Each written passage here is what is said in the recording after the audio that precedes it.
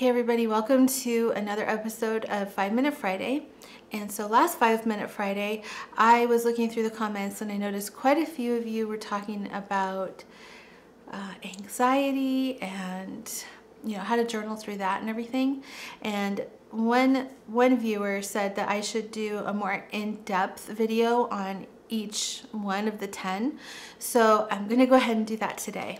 So sometimes you're in a difficult situation with your anxiety, and for me, sometimes it feels like I'm going through the motions, and well, it did. I don't really have anxiety too much anymore.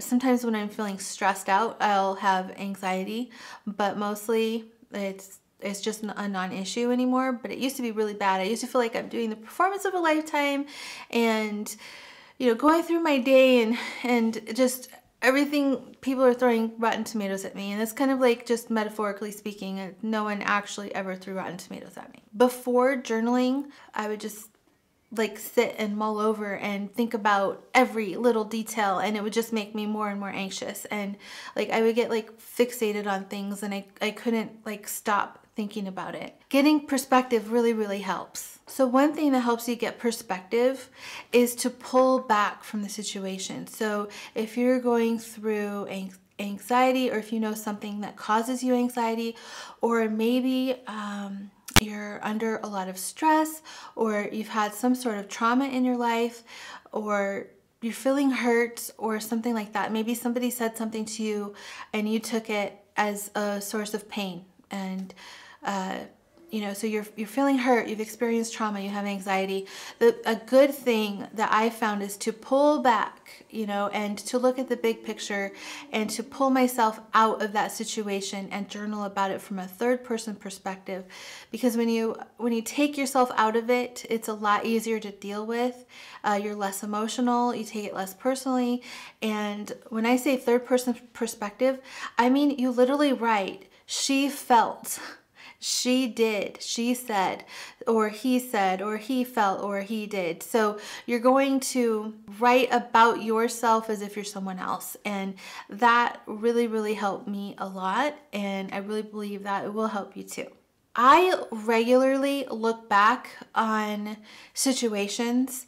I've been a journaler for years and years and years. And I mean, ever since I think I was old enough to learn how to spell, I've kept some sort of diary or journal. And I do look back on them to see how I handled things back then and compare it to how I would handle it now as an older version of me. What I do with that information, from gleaning and looking at how far I've come and everything, is I can look at something that happened as little as a month ago and be like, you know what, I could have handled that so much better. And then I'll take that, how I feel like I could have done better, and I will apply it to my future self. So it's very educational for me to sit and reflect and see how I've handled things, see where I've made a mistake. And it really helps to do it, a couple weeks out or a month out or whatever, because then you have a better perspective and you're not in the moment experiencing all that emotion. And it really helps you gain perspective. All right, so if you find that you're journaling and it's not helping you at all, then maybe writing isn't for you. Maybe keep an audio recorded journal or a video journal.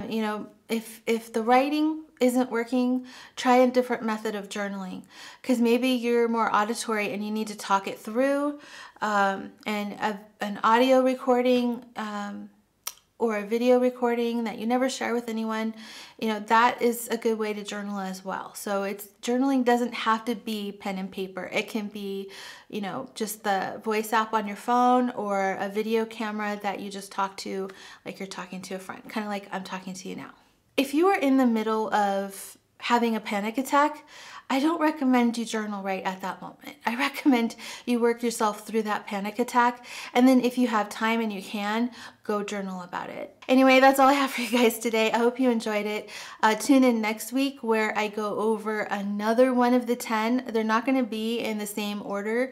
They will just be as I make them. So anyway, if you're new here, please like and subscribe. It helps me know that I'm giving you guys quality content, so I do appreciate that. And if I left something out, please leave a comment below. I'd love to hear from you. I will see you guys next time.